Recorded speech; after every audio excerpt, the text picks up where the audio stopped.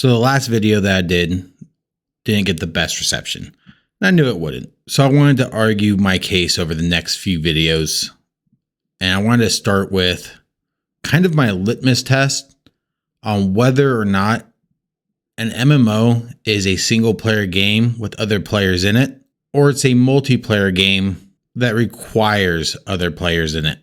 What I'm referring to is an age-old article that me and my father have quoted many times since its inception in 2001 when we were both playing Ultima Online. It pretty much nearly sums up what people expected out of MMOs back in the day, where we thought MMOs were going to go, and highlights crafting. So let's jump into I Just Want to Bake Bread. This article will be linked in the description. I highly recommend that you go in there and read it and put yourself back in 2001 when MMOs were still relatively new outside of their mud systems. I'm an underserved part of the massively multiplayer online game player base. I'm not a large part, and you'd be a fool to base your whole game around me. But I think I'd make a welcome addition to your bottom line. Evidence suggests that I don't cost a lot to support, and that I tend to stick around when I find a game that I like. I also add to your game in other, less tangible ways. You'll have to decide what those intangibles are worth. I'm also a fairly untapped market. It's been a few years since a game has come out that even attempted to attract me. Many of my members have never played a MMO. We like simulations that deal with people. SimCity, Railroad Tycoon, Capitalist Pig, The Sims. The type of game where we're making a name for ourselves without a lot of violence. Most of us don't even know there are games like that with other real people playing. When many of these potential players of your game hear multiplayer, they think Quake. Show us that there's more available. Some game developers have even told me that I'm not welcome in their game. Shadowbane. We don't play games to bake bread, we play them to crush. Legends of Kesmai. Tired of making furniture? Want some real monsters to fight? That's fine. In fact, I appreciate knowing ahead of time that there won't really be much in your game of interest to me. It's certainly better than being led to believe that there will be something and then being disappointed. It's better for these developers as well because it keeps me from spreading disparaging reviews of their game. Because of Shadowbane's ad, we rally around baking as our catchphrase. I've also called myself by the more generic and more accurate term, crafter. You see, it's not just bread I want to bake. I also want to bake armor, dresses, phasers and chairs, scrolls and steam engines, swords and plowshares, blasters and potion. I want to bake bread and anything else that you think is relevant for me to bake in your game. There are a few other things that you need to know to keep me as part of your player base. They're pretty obvious. And if you thought about attracting me as a customer, then you've probably thought of most of these already.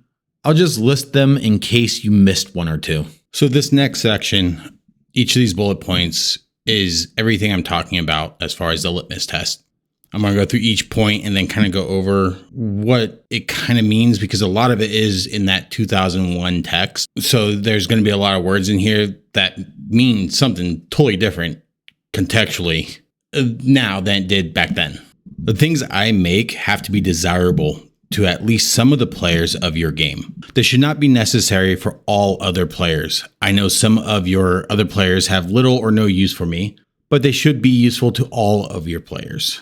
Note that useful might also mean pretty, interesting looking, and so forth in this context. It should be possible for me to reach the same status, fame, loot, rank, level, gold, whatever you use, as other segments of your player base.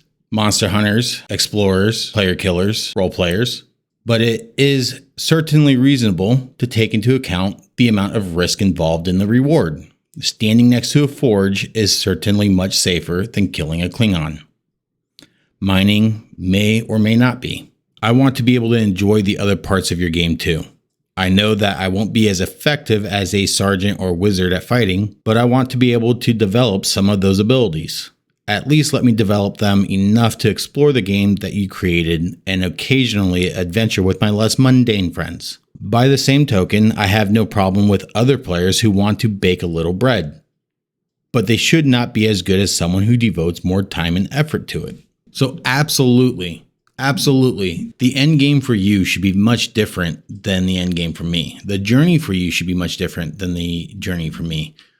We have different goals. We have different desires. We have different wants and needs from the game that we're playing. So we should definitely have that limited freedom. And it's the freedom in a sandbox to do whatever you want within the confines of the rules of the game or of the setting. And there should definitely be sacrifice to what you want out of your game. Absolutely. That's crafting. That's killing monsters. Could be just being a person who barters all day, who plays the stock exchange, or whatever it is that you desire to do in that game. As much as I like the idea of the items I make having a permanent place in your world, it's more important to me in the long run that your economy works. With that in mind, don't forget to include mechanisms for items I create to age, break, be consumed, need repairs, need recharging, decay, wear out, or whatever seems appropriate in your game. Right fucking there is so much to a player-made economy. Playing a lot of MMOs these days where I'm creating gear or wanting to play a blacksmith, you find that once you create the item, you don't have that resale value, right? You don't have people coming back to your shop to keep buying from you. Whereas if you were to post up like a consumable, and this is why cooking or alchemy is a lot more valuable to a player base in terms of making money, or in terms of really getting that repeat customer base coming back and back and back and back, is that once it's used up, it's gone forever. Having a mechanism where your raid gear loses maximum durability every time it's repaired. If you go to a vendor, an NPC vendor, you're going to lose a lot more maximum durability, shortening the lifespan of that item, versus if you went to a player who would then reduce that amount of maximum durability loss. But what that does is it keeps that coming back. I mean, things break.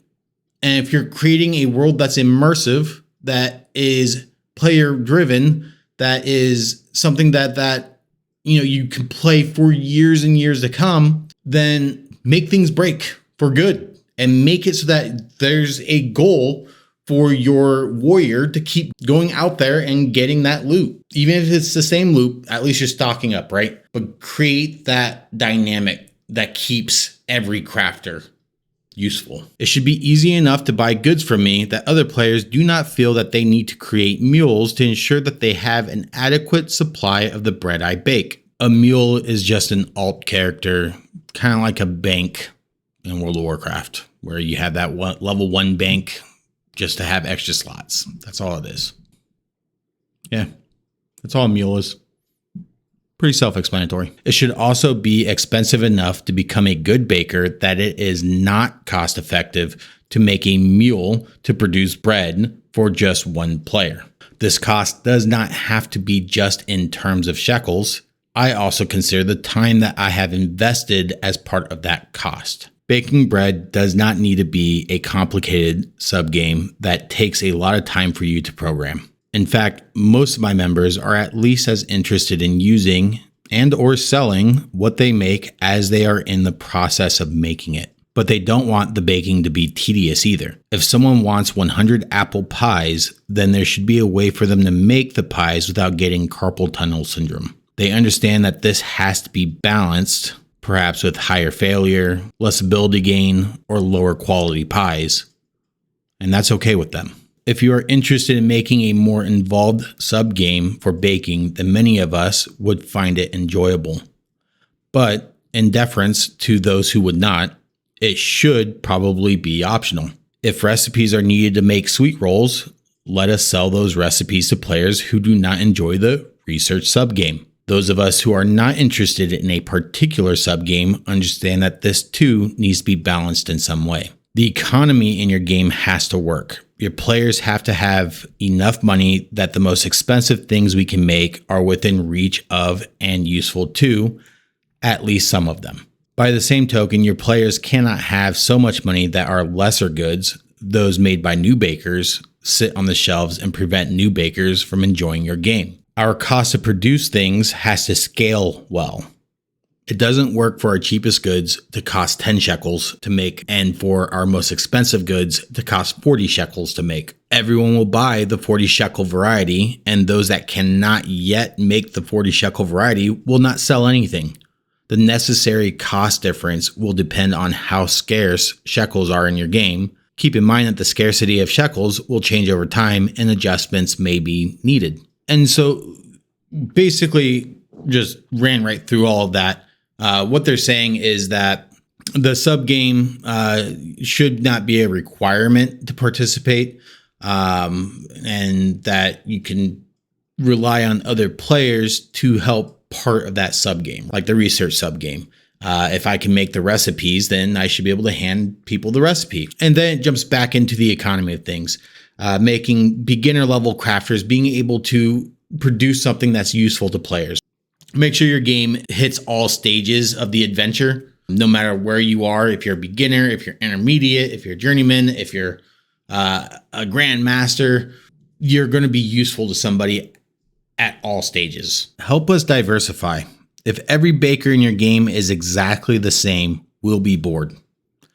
And the things we make will be viewed as commodities. These things will cause us to quit playing your game sooner. We would rather be able to strive to be one of a few who are the best at baking a particular cuisine than be among hundreds who are all equally the best at baking everything. We're okay with having limits on what we can make or the quality of what we make based on our choices in the game. We don't necessarily like it, but we'll put up with it because the alternative is worse. Stop right there. Okay, that's one of the best points. And that is something that is true amongst any part of the game. You should not be able to do everything. You need to have character agency in a player-based community. In a single player game, I completely understand. Be great at everything. Cool. In a multiplayer game, your build should matter because in that community, you want to be known as the guy who did this, the guy who has this build. You're bringing something to the table and it feels good to put it all together to come up with a new way to solve that problem. Same with crafting. And I absolutely loved the crafting in New World. However, everyone could do all of it. And then once everybody maxed out everything, you didn't need each other anymore. And then it became a single player game with other players in it because you could do it all. It creates a dynamic where if everybody in the world was a superhero, then everyone would be normal. They would not be superheroes. We don't like competition from your game servers. If you don't spawn computer-controlled characters to go out and kill monsters, then you should not spawn computer-controlled characters to go out and sell things that are substantially the same as the stuff we make. However, we do understand that you will want to have computer-controlled characters sell some items that are craftable. That's no problem. But please do so in a way that does not make it impossible for new bakers to get started in their profession. This can be done by differentiating the items made by players and servers in terms of price, availability, and quality. We don't like selling things to computer-controlled characters. Those people who bake bread and sell it to computer-controlled characters for money are not us. They are just looking for easy shekels without risk and without interacting with your other players. But you have to understand that if you want this to work, then our lesser skilled members have to be able to make something that is useful and desirable to other lesser skilled members of your player base. We can hope you can devise some way that we can advance our skill without requiring us to make 10,000 widgets. It's not that we dislike making and selling widgets, it's just that we tend to flood the market if that's the only way for us to advance. We really can't help ourselves. We like to gain skill like anyone else. But we do know that flooding the market isn't good for anyone. Please give us a way to avoid that. So a couple good points here. The NPCs that sell stuff, you can definitely go to an NPC and buy something that we can craft, but the quality is going to be worse. It's not going to do everything that you want it to do. If it's a piece of armor, then it's going to break faster because they're not the Grand Master. They're just a guy who sits in a shop. Now, in point 13, widgets.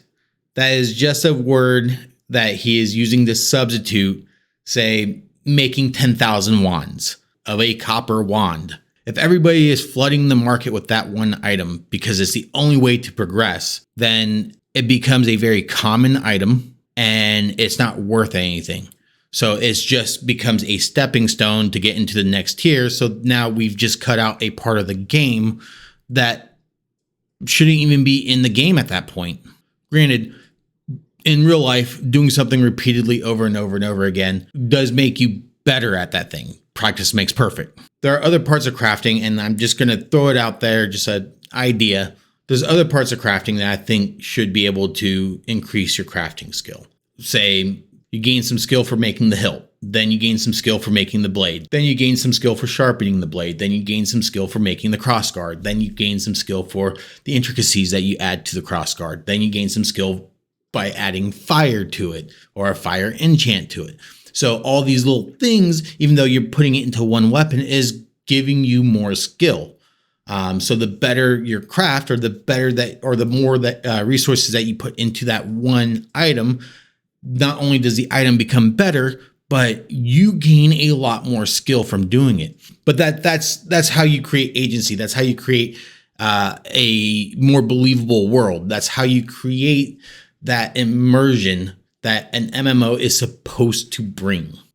It's probably not a good idea for us to become increasingly more efficient at producing relatively low level items. It is certainly nice for the egos and purses of crafters with high ability, but it tends to lower the price of items to the point where crafters of lesser ability are forced to sell their products at a loss if they want to sell them at all. This then urges everyone to strive solely for the quickest advancement to the highest or most profitable abilities instead of enjoying your game at each stage as they come to it. The amount of time it takes us to bake a few cakes should not depend on how quickly we can click our mouse button. It should not depend on how fast our connection to your game is.